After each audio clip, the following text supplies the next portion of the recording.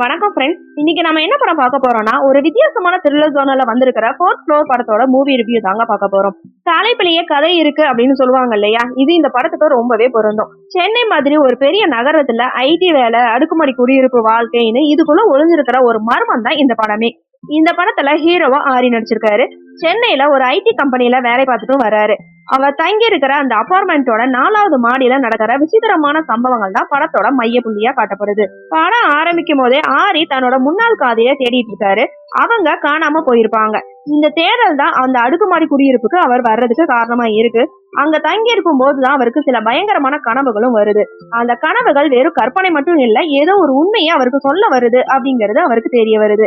அவர் அந்த அபார்ட்மெண்ட்ல பாக்குற சில பக்கத்து வீட்டுக்காரங்க திடீர்னு காணாம போறாங்க. ஆனா அதிர்ச்சியான விஷயம் என்னன்னா, அவங்க எல்லாருமே ஏற்கனவே கொலை செய்யப்பட்டவங்களா இருக்காங்க. அவங்க ஏன் ஆரி கண்ணுக்கு மட்டும் தெரியறாங்க, இது பேய் கதையா இல்ல சைக்காலஜிக்கல் த்ரில்லராங்கிற ஆர்வம் இங்கதான் ஆரம்பிக்குது. ஆரி இந்த படத்துல ஒரு சீரியஸான ரோல் பண்ணியிருக்காரு.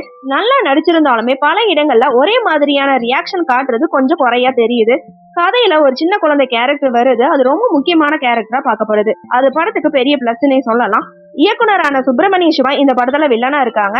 முதல் பாதியில ஒரு சீன்ல மட்டும் வந்துட்டு போறாரு, 2ஆம் பாதியில மிரட்டியிருக்காருன்னே சொல்லலாம். ஆனா அவரோட நடிப்பு சில இடங்கள்ல கொஞ்சம் ஓவர் ஆக்டிங்கா இருக்கிற மாதிரிதான் தெரியுது. தலைவாசல் விஜய் பத்திரிகையாளரா வராரு.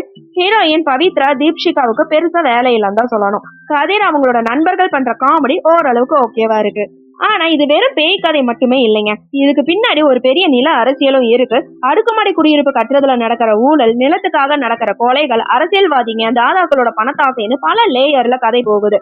இவ்வளவு சீரியஸான கதையை இன்னும் கொஞ்சம் அழுத்தமாவே சொல்லி இருக்கலாம். படம் ஒரு கட்டத்துல மாறிடுச்சுங்கிற உண்மையை ஏனோ படக்குழு கவனிக்கல போல தெரியுதுங்க.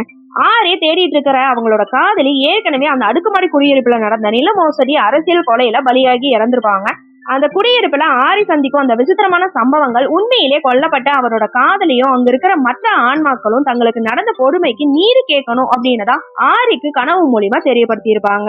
அதுக்கப்புறம் அந்த அடுக்குமாடி குடியிருப்போட மர்மங்களை ஆரி உலகத்துக்கு வெளிச்சம் போட்டு காட்டுனதோட பாதிக்கப்பட்ட ஆன்மாக்களுக்கு ஒரு விடிவு காலம் கிடைக்கிற மாதிரி கதை முடியுது. சுருக்கமா சொன்ன ஆரி காதலிய உயிரோட மீட்கல, ஆனா அவருக்கு என்ன நடந்துச்சுங்கிற உண்மையை தெரிஞ்சுக்கிறாரு. சாரனோட இசை, லக்ஷ்மணனோட ஒளிப்பதிவு ஓகே ரகமா இருக்கு. ஆனா ஒரு த்ரில்லர் படத்துக்கு தேவையான அந்த பயமும் விறுவிறுப்பு கொஞ்சம் கம்மியா இருக்கு. ஆக மொத்தத்துல ஃபோர்த் ஃப்ளோர் படம் எப்படி இருக்குன்னு கேட்டீங்கன்னா, ஒரு நல்ல கருவு கொண்ட படம் தான். நில அபகரிப்பு அரசியல ஒரு த்ரில்லர் பாணியில சொல்ல முயற்சி பண்ணியிருக்காங்க. கமர்ஷியல் விஷயங்கள் அதிகமா இல்லாதது படத்தை கொஞ்சம் தருமாற வைக்குது. ஓகே ஃப்ரெண்ட்ஸ், நெக்ஸ்ட் வீடியோல பார்க்கலாம். இந்த வீடியோ உங்களுக்கு பிடிச்சிருந்தா லைக், ஷேர், சப்ஸ்கிரைப் பண்ணுங்க. தேங்க்யூ.